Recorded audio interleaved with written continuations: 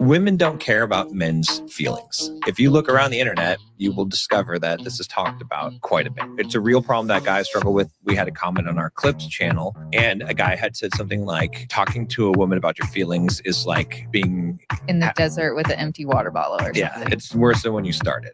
I would say that it does echo a majority of men's experience. And a lot of men in relationships have given up, and they're like, I'm just not going to talk to her about my feelings. There's a lot of advice out there that never talk to a woman about your feelings. And then women are like, no, talk to me about your feelings. It's a and trap.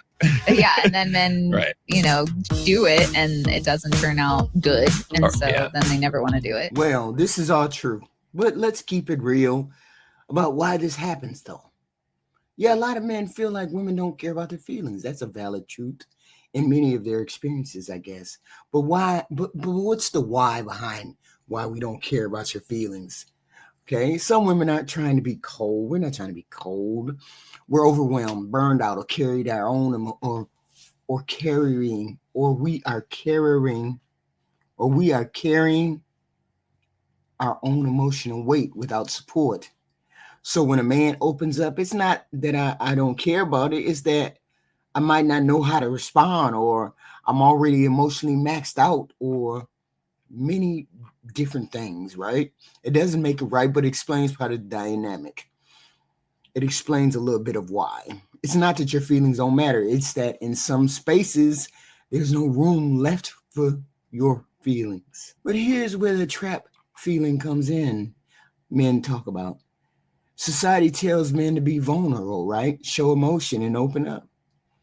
Then when you do, some women don't know how to hold it. Or worse, she throws it back in your face later in an argument. I get that. That right there creates emotional whiplash. It's like, you told me it was safe, but now I regret ever saying anything.